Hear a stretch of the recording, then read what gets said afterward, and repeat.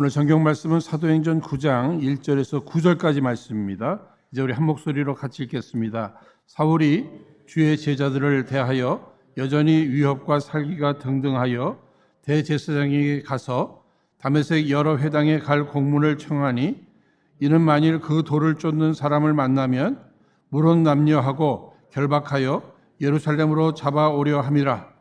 사울이 행하여 다메섹에 가까이 가더니 호련히 하늘로서 빛이 저를 둘러 비추는지라. 땅에 엎드러져 들음에 소리 있어 가라사대 사울아 사울아 내가 어찌하여 나를 핍박하느냐 하시거늘 대답하되 주여 누시오니이까 가라사대 나는 내가 핍박하는 예수라. 내가 일어나 성으로 들어가라. 행할 것을 내게 이를 자가 있느니라 하시니 같이 가던 사람들은 소리만 듣고 아무도 보지 못하여 말을 못하고 섰더라.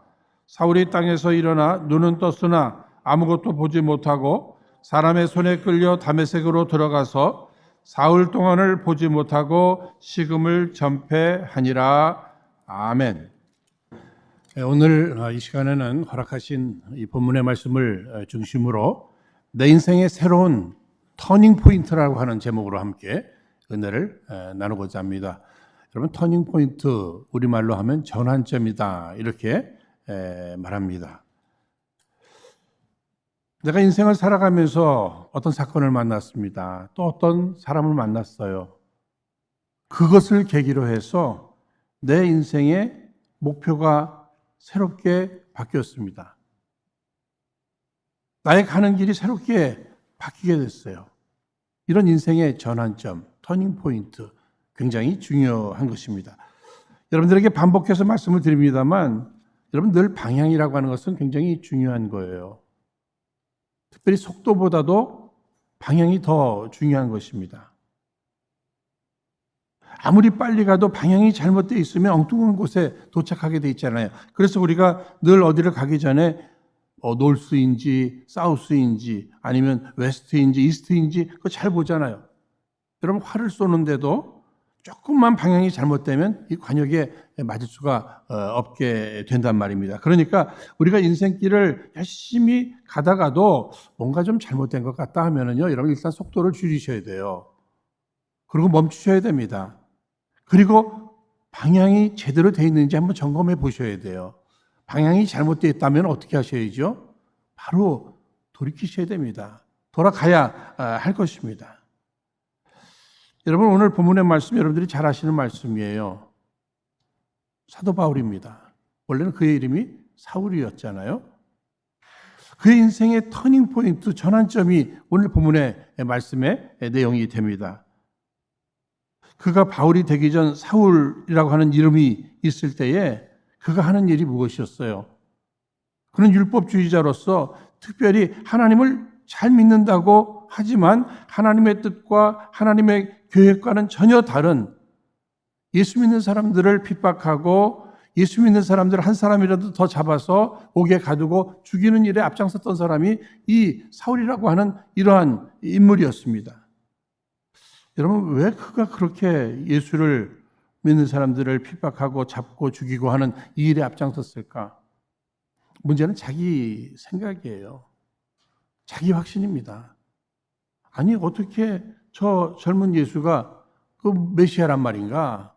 특별히 저렇게 힘없이 십자가에 달려 죽은 그가 어떻게 메시아란 말인가? 이건 내 생각으로는 이건 말도 안 돼. 결국은 그가 한 일이 무엇이에요? 예수 믿는 사람들을 그 핍박하잖아요. 그 자기 생각에 그 착각, 자기 확신 이것이 문제가 되는 것입니다. 여러분 1절 말씀에도 보시면은요. 사울이 주의 제자들에 대하여 여전히 유업과 살기가 등등하였다. 막 자기 확신에 차서 한 사람이라도 더 잡아오겠다는 거예요. 그 대제사장에 가서 뭐 공문까지 받아다가 지금 다메섹을 향해서 막 달려가고 있는 거예요. 한 사람이라도 더 잡아다가 감옥에 넣어야지. 여러분 자기 확신이라는 거 굉장히 중요합니다만 굉장히 위험한 것도 있는 거예요. 우리 신앙생활하면서 정말 하나님의 생각은 무엇일까? 하나님의 계획은 무엇일까? 정말 하나님이 기뻐하시는 일일까? 이것보다는 그냥 내 생각이에요. 자기 확신이에요. 그냥 이게 옳다는 거죠. 여러분 인생에 있어서 보면 뭐 대인관계 속에서도 그렇습니다만 내 생각, 내 확신과 다른 생각과 확신이 또 있어요. 이럴 때 전혀 나는 옳고 그는 틀린 겁니다. 그래서 뭐 정죄한다든지 무시한다든지 이런 일들이 있게 되는 것이죠. 여러분, 오늘까지 우리는 신앙생활을 해왔어요. 나는 과연 정말 하나님이 기뻐하실 만한 이러한 하나님 영광을 위해서 지금까지 살아오는 신앙생활을 하고 있단 말인가? 정말 나는 하나님의 말씀인 성경을 중심으로 한 이러한 성경이 우리를 인도하시는 대로 나는 따라가는 이러한 인생길인가? 아니면 그냥 내 생각, 내 판단, 내 확신에 사로잡힌 채 그저 내가 옳다 하면 옳은 거고 또 모두가 나를 따라야 되고 이런 신앙생활을 하고 있는지 우리가 한번 생각해 봐야 할 것입니다. 지금 사울 그는 자기 확신에 사로잡혔어요. 그래서 지금 다메섹을 향해서 그저 한 사람이라도 그냥 살기가 가득해가지고 잡아오겠다고 하고 가고 있는 이런 현실이에요. 여러분 이런 사람 누가 막을 수 있겠어요? 아무도 못 막아요. 이런 사람은요. 자기만 옳은데요. 자기 확신이 강하잖아요. 이런 사람은 누가 상대해야죠? 하나님이 상대해 주셔야 돼요. 하나님 막으시잖아요. 철저히.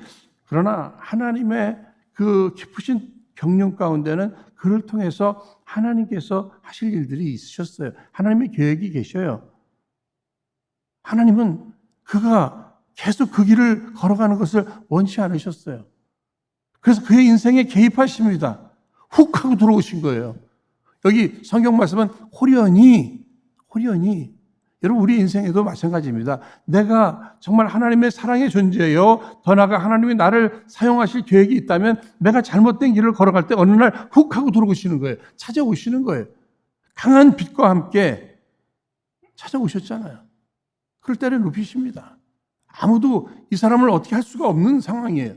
하나님만이 하실 수 있는데 그를 때려 눕히셨어요. 그래서 그가 엎드려집니다, 여러분. 여러분, 이 엎드려지는 이러한 상황,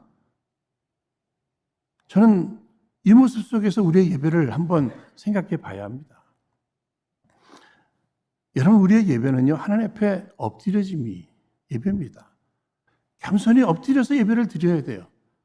여러분, 지금까지 사울, 그는요, 뭐 예배 안 드렸겠어요? 수많은 예배를 드렸지만 정말 마음으로 이렇게 하나님 앞에 엎드려진 예배를 드리지 못한 거예요. 입술로는 주여 주여를 많이 외쳤겠지만 정말 하나님이 주인이시기보다는 자기가 주인이었어요. 오늘 우리들의 예배를 한번 되돌아봐야 합니다. 정말 나는 하나님 앞에 한번 예배를 드려도 겸손히 완전히 엎드려진 채 그런 예배를 드리고 있단 말인가. 특별히 우리가 잘 알고 있어야 될 부분이 있어요. 여러분, 우리의 예배는 누구가 받으시는 거죠? 하나님이 받으시는 거예요. 우리의 예배의 대상은 하나님 한 분이에요. 그러니까 우리가 예배를 드릴 때 정말 영적인 눈이 열려서 예배 가운데 임재하시는 그 하나님만 바라보면서 우리가 예배를 드려야 돼요. 그런데 우리는 어떻죠? 신앙생활 하던 뭐 예배를 드리던 하나님을 바라보기보다는 우리의 육신으로 뭐 이것도 보고 저것도 보고 이 사람도 보고 이 일도 보고 뭐 그러다 보니까 내 마음에 안 드는 것들이 많이 보이잖아요, 여러분. 그렇잖아요. 그런 것 보다가 어떻게 정말 바라봐야 될 대상인 하나님을 보지 못하는 이런 일들이 많이 있단 말이에요. 사랑하는 우리 은혜로 성도님들, 신앙생활하면서 특별히 이 예배 드리시면서 누구도 보지 마세요. 시계도 보지 마세요. 오직 하나님 앞에만 집중하는 예배자들이 되시기를 주의 이름으로 축원드립니다. 하나님만이 예배자예요. 예배를 받으실 분입니다. 그러니까 우리는 예배자일 뿐이지 우리가 예배를 받는 사람이 아니니까 뭐에 대해서도 우리가 이렇게 막 지적하고 그럴 존재가 아니라니까는요. 정말 지적을 한다면 누가 지적을 할까요? 예배를 받으시는 하나님이 보시고 하나님이 지적하는 거지. 예배자인 우리가 뭘 지적을 해요, 우리가? 아닙니다. 그저 하나님 앞에 엎드려서 하나님의 말씀에 귀를 기울이는 거죠. 엎드려져서. 그러니까 스스로 엎드리지 못하니까 하나님은 엎드려뜨리시잖아요. 그래서 하나님 앞에 집중할 수 있도록 그저 눈도 감기십니다. 그리고 하나님의 음성을 듣게 하셔요. 사울아, 사울아, 어찌 네가 나를 핍박하느냐? 주여, 네 시온이니까.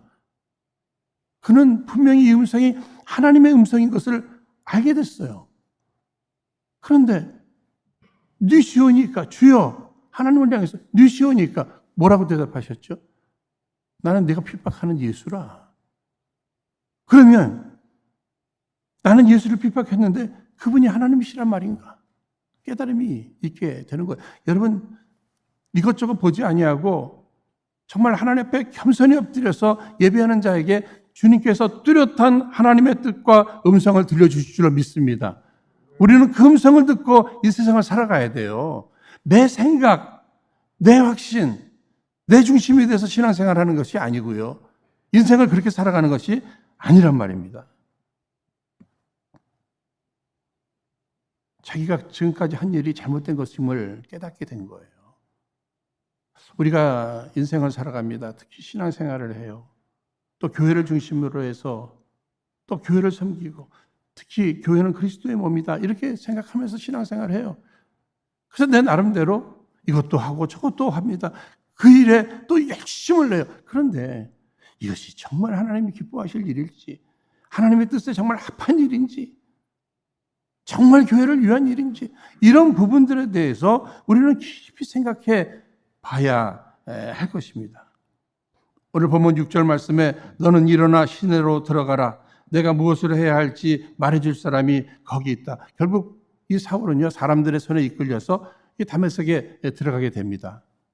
그런데 그는 보지도 못하고, 그러니까 먹지도 못하고 식음을 전폐하면서 3일을 지내게 돼요.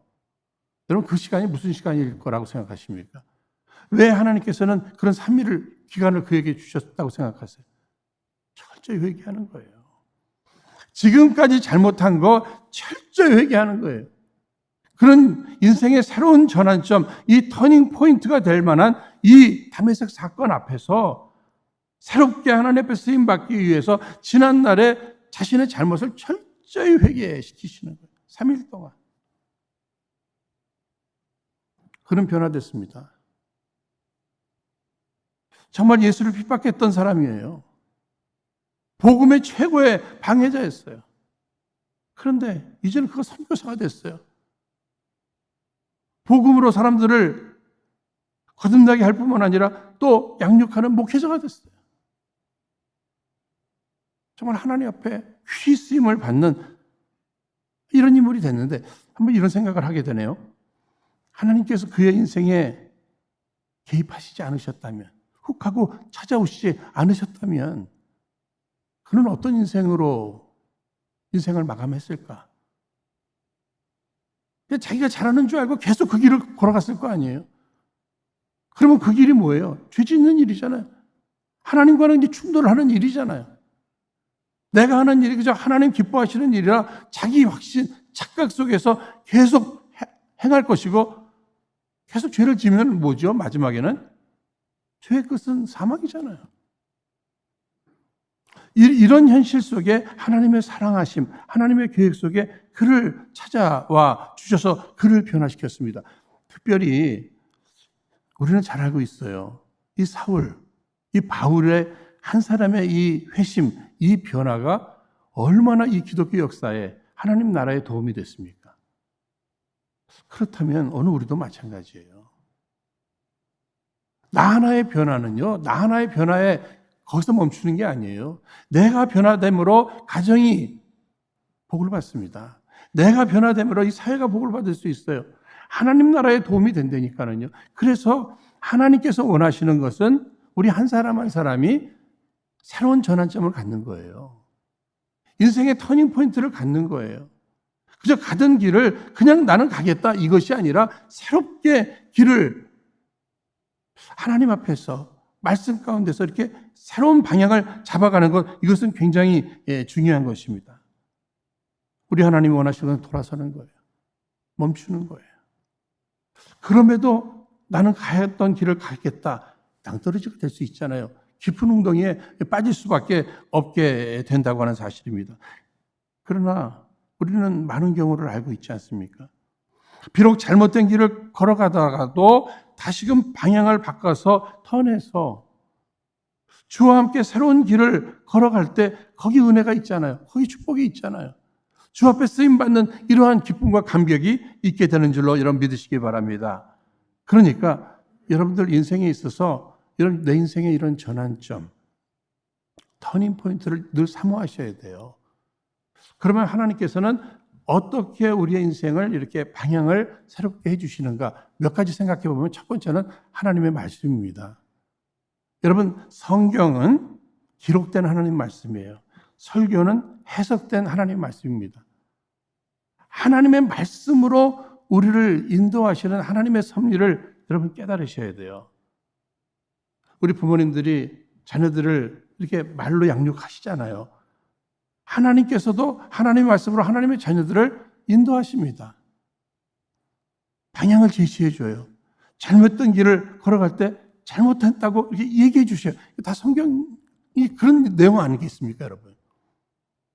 마치 우리 자동차의 내비게이션처럼 우리의 갈 길을 인도해 주시는 거예요. 여러분 잘 아시는 시편 119편 105절에 주의 말씀은 내 발의 등이요 내 길의 빛이니이다. 우리가 잘못된 길로 들어서지 않도록 하나님의 말씀이 정말 내 발의 등과 같이 내 가는 길의 빛과 같이 이렇게 잘 인도해 주신다는 거예요. 그러니까 성경을 제껴놓고 자기 확신에 차서 이것도 하고 저것도 하고 이 길도 가고 저 길도 가겠다. 그거 아니에요. 늘 성경 말씀을 펴서 읽고 듣고 묵상하면서 나는 지금 제대로 방향이 잡혀 있는가 이것을 한번 생각해 볼 줄 알아야 돼요. 그 성경에 비추어서 잘못된 길을 걸어가고 있다면 바로 그 자리에서 멈추셔야 돼요. 그리고 돌아서셔야 돼요. 그래서 성경이 인도하심에 따라 순종하며 다시금 성경이 원하시는 길로 걸어갈 줄 알아야 한다고 하는 사실입니다.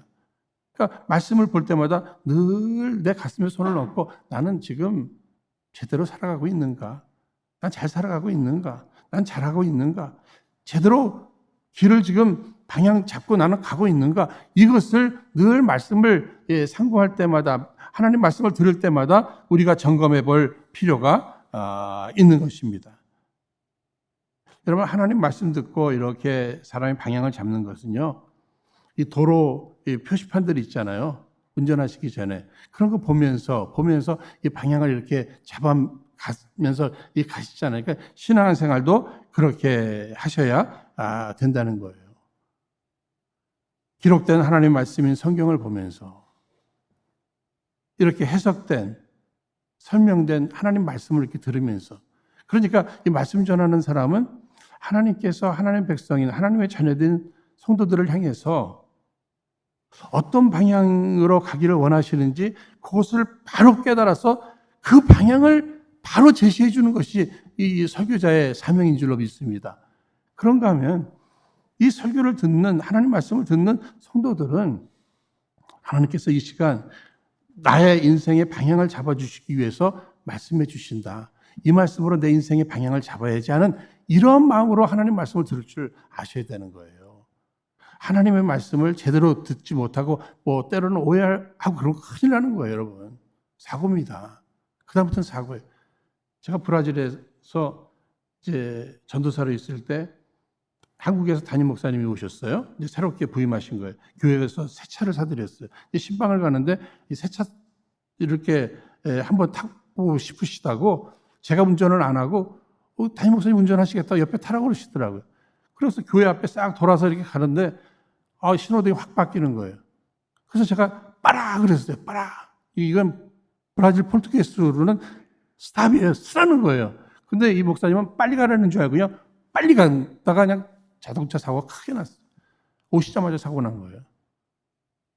제가 왜 이 말씀을 드리겠어요? 이 전하는 사람들이 잘 전해야 돼요. 근데 이 듣는 사람이 더 중요하잖아요. 아니, 서라고 했는데, 스탑했는데 왜 빨리 가라고 자기 나름대로 해석하고서 그러다가 큰 사고 나잖아요. 오늘 우리가 성경을 읽을 때, 하나님 말씀 들을 때 정말 바로 듣는 거. 하나님께서 정말 나를 위해서 말씀을 지금 주시는데 어떤 방향으로 가라고 말씀을 주시는가, 이것을 늘 생각해 볼 필요가 있다고 하는 이러한 사실입니다. 그래서 말씀이 서라 하면 서는 거예요. 말씀이 되돌아가라면 되돌아갈 줄 알아야 한다고 하는 사실입니다. 특히 우리 인생에 있어서 나는 앞으로 어떻게 살아야 될까? 무엇을 하면 살아야 될까? 이것도 생각해 보면 하나님 말씀. 저 같은 경우는요, 생각해 보니까 이렇게 학생부 수양회 때 강사님이 오셨어요. 그런데 강사님 그 메시지 가운데 잊혀지지 않는 메시지가 있어요. 제 인생에는 굉장히 중요한 메시지였어요. 그분 막 목소리 높여서 인생은 어차피 고난일진데, 어차피 고난인 인생 가운데 주를 위해 살아가는 그 인생이 얼마나 잘하는 인생인지, 얼마나 소중한 인생인지 막 이 메시지를 전해주시는데 그 말씀 가운데 저는 사로잡혔어요. 그렇지. 어차피 인생은 고난일진데 나의 창조주가 되시고 나의 구원자가 되시는 그분을 위해서 내 인생을 쓰여드린다고 하는 것, 그분을 위해서 고난을 길을 걸어간다는 것은, 이것은 굉장히 의미 있는 일이지. 이것을 깨달은 거예요. 저도 과거엔 제가 약사가 되고 싶었어요. 그런데 하나님께서 주를 위해서 고난받는 것이 가장 복되다 하는 이 말씀, 이거 듣고 제 인생을 신학교로 바꾸고 방향을 바꾼 거예요. 목사가 되고 지금까지 이렇게 사역을 하는데 고난, 작은 고난은 있었겠죠. 그러나 위로가 더 많았고요. 하나님의 은혜를 더 체험할 수 있었습니다. 그래서 여기까지 왔고 앞으로도 가겠죠. 사랑하는 여러분, 하나님의 말씀, 그 말씀으로 여러분들의 인생의 터닝 포인트를 꼭 가지시길 주의 이름으로 축원드립니다. 저는 늘 이런 마음을 가져요. 사랑하는 사람들이 정말 하나님께서 원하시는 길로 인도하실 때 어떤 사고, 사건, 이거 힘들잖아요. 그렇죠? 그거 말고 그냥 하나님의 말씀, 그 말씀으로 빨리 깨닫고 빨리 방향을 바꾸면 고생 안 하잖아요. 아프지 않잖아요. 그렇지 않습니까?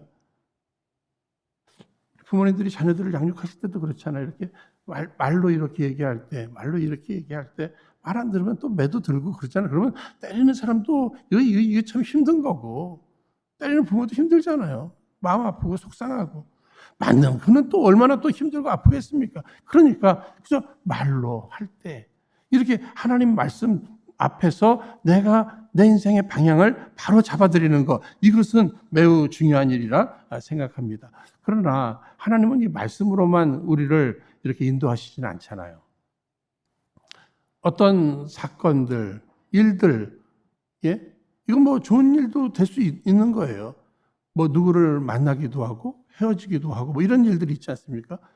제자들에게서는 오순절 마가의 다락방에 이 성령 충만의 역사, 그 후에 초대교회가 생기고 그들이 복음을 전할 때 막 사람들이 예수를 믿게 되는 이런 역사들, 오순절 마가의 다락방의 성령 충만의 사건, 굉장히 그들의 인생에는 이 터닝 포인트가 된 것입니다.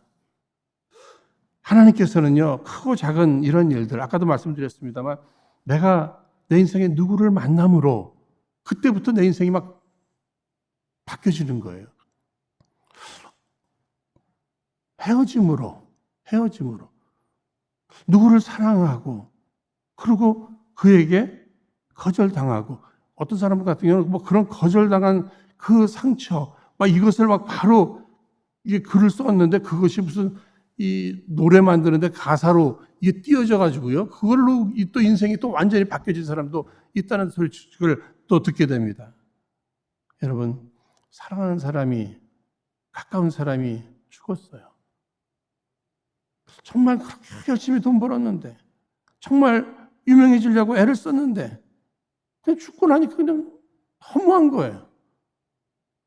나도 그처럼 그렇게 살아보려고 뒤따라서 애를 썼는데, 그런 허무함을 보면서 뒤늦게라도 신학교도 가고 선교사도 나가고 이런 일들 있잖아요. 어떤 사건입니다. 어떤 사건. 그러니까 9/11 이런 사건들 앞에서 변화된 사람도 있고요. 이 팬데믹 기간에 이런저런 일들로 인해서 변화된 사람들이 분명히 있단 말입니다. 사랑하는 여러분, 우리의 삶의 방향을 이제는 새롭게 바꿔야 될 때입니다. 예민하게 왜 하나님께서 이런 사람을 만나게 하셨지? 하나님께서 왜 이런 일을 주셨지? 이런 것을 통해서 내 인생의 새로운 방향을 이렇게 잡아가는 이런 지혜가 있기를 주의 이름으로 축원드립니다. 하나님의 섭리 가운데, 하나님의 주권 가운데 이런 사람도 만나게 하시고 이런 주권, 이런 일들도 경험케 하시잖아요. 그러면 그런 일들을 그냥 지나가는 일로 보지 말고 영안을 열어서 여기 하나님의 뜻을 찾아가는 거죠. 하나님이 어느 방향으로 가라고 나를 지금 계속 이렇게 방향을 제시하고 있는가, 이것을 볼 줄 알아야 한다고 하는 사실입니다. 말씀을 주시는데도 깨닫지를 못해요. 또 이런 일 저런 일을 통해서 방향을 제시해 주는데도 깨닫지를 못해요. 그 다음에는 뭘까요, 여러분? 인생에 이러지도 못하고 저러지도 못하는 이런 막다른 골목과 같은 이런 일들을 또 경험케 하십니다. 하나님의 열심은요, 하나님의 수고는 멈추지를 않으셔요. 그를 택해서 쓰시고자 하시면 마침내 쓰셔요. 그런 과정 속에 말씀도 주시고 이런 일 저런 일도 경험케 하시지만 마침내 하나님의 뜻 가운데로 우리를 인도하시기 위해서 막다른 골목도 경험시키신다고 하는 사실입니다. 이 사울이라고 하는 사람 의기양양했잖아요. 두려울 게 없어요. 겁날 게 없어요.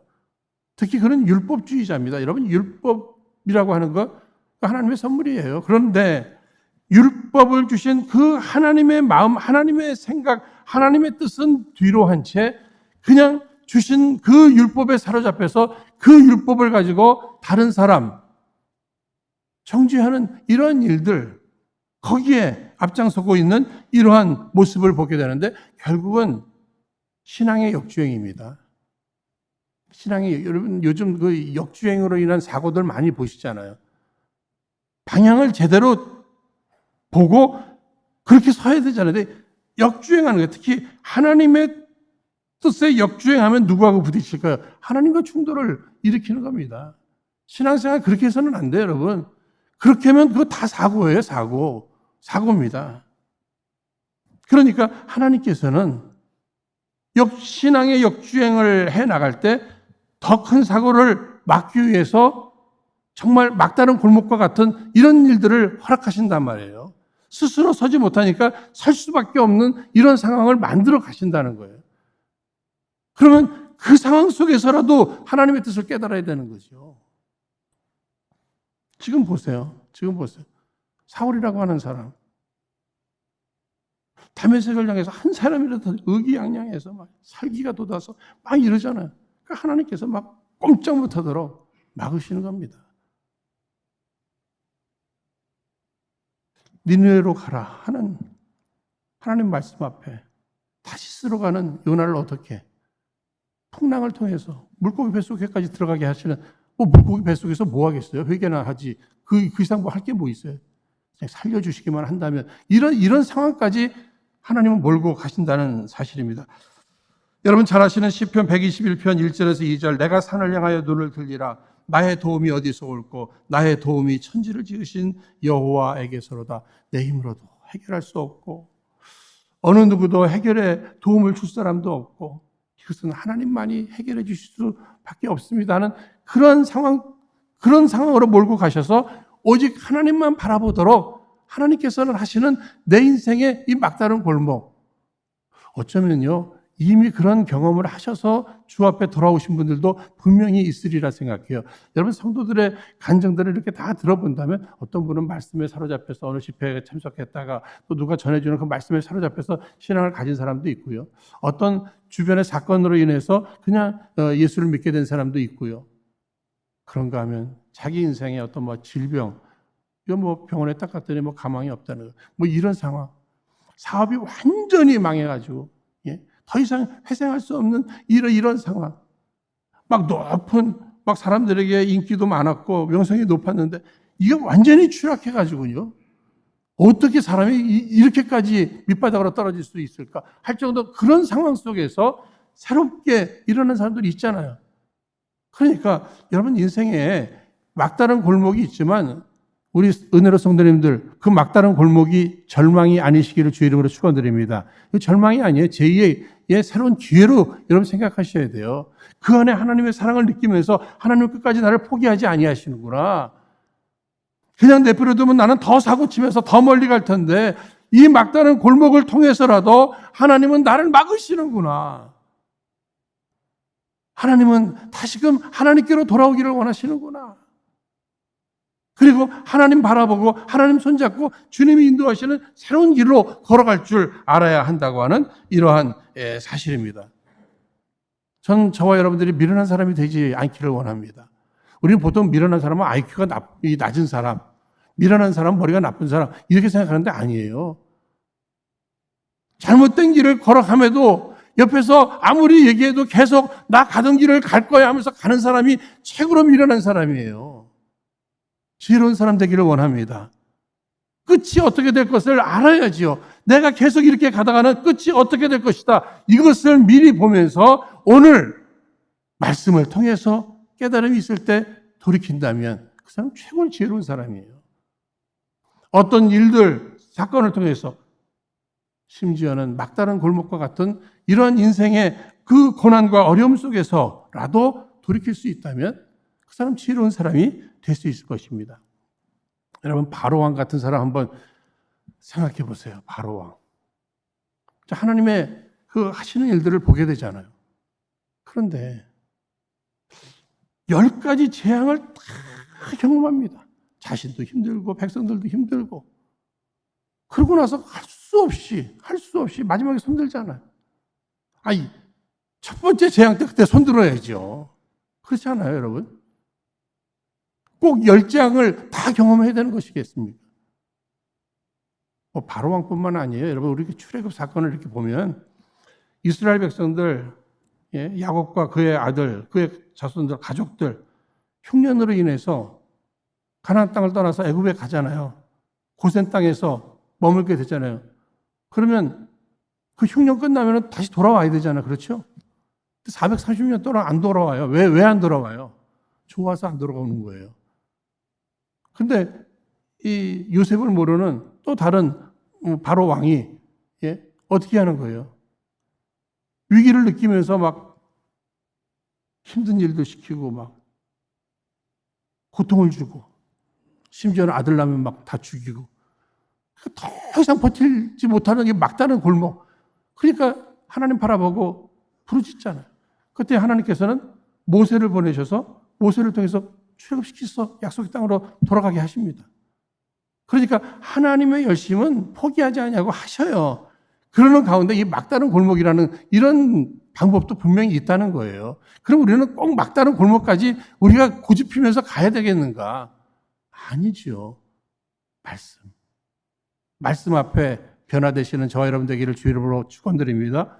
전 그런 의미에서 이번 우리 학생들, 이 젊은이들 이 수양에 가는 거 있죠. 얼마나 기대가 큰지 몰라요. 하나님께서 뽑아 세우신 그 강사 목사님을 통해서 그 학생들에게 하나님 말씀이 증거되잖아요. 그때 하나님의 말씀으로 저들의 인생에 새로운 터닝 포인트가 일어나기를 주의 이름으로 축원드립니다. 여러분들은 그것을 놓고 기도해 주셔야 돼요.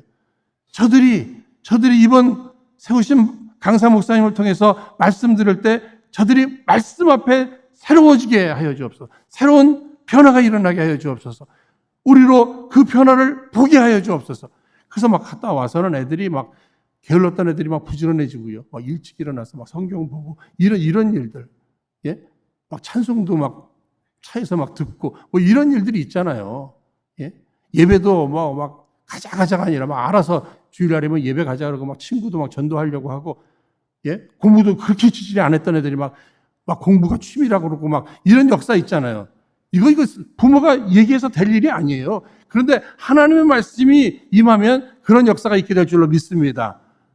그런 기대로 이렇게 수양회를 보내기도 하고 수양회에 참여하는 거예요. 이제 우리를 돌아봐야죠. 사울, 바울, 그런 인생의 터닝포인트가 분명히 있었어요. 이 다메섹 사건, 자신의 그 회심의 사건. 이것을 기회가 될 때마다 얘기하고 다닙니다. 이 바울은. 그러면 오늘 내 인생의 이 다메섹, 내 인생의 이 터닝포인트, 이 전환점은 어디일까? 언제인가? 언제가 될 것인가? 이것을 한번 생각해 보셔야 돼요. 특별히 사울아 사울아 두 번 불러주시잖아요. 의미 있는 거예요. 오늘 우리를 향해서도 내 이름을 불러주시면서 누구야 누구야 어찌하여 나를 핍박하느냐 어찌하여 엉뚱한 길로 가고 있느냐 어찌하여 아직도 의심하느냐 주님이 말씀하시잖아요. 이제는 멈춰야 되지 않느냐 이제는 되돌아서야 되지 않느냐 주님이 말씀해 주고 계시단 말이에요. 사랑하는 여러분, 당시에 자신의 생각에 사로잡혀서 잘못된 길을 걸어가고 있는 정말 예수 믿는 사람들을 핍박하고 잡아 죽이는 이 일에 앞장서고 있는 그 죄의 길을 걸어가던 사울, 그의 인생에도 주님이 개입하셔서 그를 변화시켜 새롭게 사용하셨는데 이것이 우리에겐 소망이죠. 그죠? 저와 여러분들은 그렇게까지 교회를 핍박하고 교회 예수 믿는 사람들 핍박 그런 거 안 했잖아요. 그렇죠? 그러니 우리에겐 늘 소망이 있는 거예요. 소망이 있는 거예요. 그러니까 사도 바울 같은 사람의 인생을 보면서 이 사울을 변화시켜 바울 되게 하신 그 하나님, 저 같은 부족한 사람도 변화시켜 새로운 길로 인도하시면서 이만큼 사용하시는 우리 하나님, 우리 학생들, 젊은이들, 저와 여러분, 우리 모두 우리의 인생의 새로운 전환점, 터닝 포인트, 하나님 기뻐하시고 주께서 원하시는 길로 힘있게 걸어가는 그 안에서 참 자유와 행복을 누릴 수 있는 저와 여러분 모두 되시기를 주의 이름으로 축원드립니다. 이 시간 허락하신 말씀 붙들고 함께 합심해서 기도하겠습니다. 거룩하신 하나님 아버지, 지금까지 내가 중심이 되어 살아왔던 우리의 허물을 용서하여 주옵소서. 이제는 허락하시는 말씀과 허락하신 모든 일들과 사건 그리고 만나는 사람들을 통해 우리 주님이 원하시는 방향으로 돌아가는 내 인생의 새로운 터닝포인트를 삼는 지혜를 허락하여 주옵소서. 이를 위해 더욱 기도하게 하시고 더욱 말씀에 귀를 기울이며 성령님의 인도하심에 민감하게 하옵소서. 특별히 내 앞에 찾아온 위기가 새로운 길로 가기 위한 기회가 되게 하여 주옵소서. 특별히 이 주간에 있을 우리 젊은이들 수양회를 통해 저들 모두 인생의 새로운 터닝포인트를 경험케 하여 주시옵소서. 이제 모든 것 주께 맡겨놓고 변화의 능력자가 되시는 우리 구주 예수님 이름으로 기도하옵나이다. 아멘.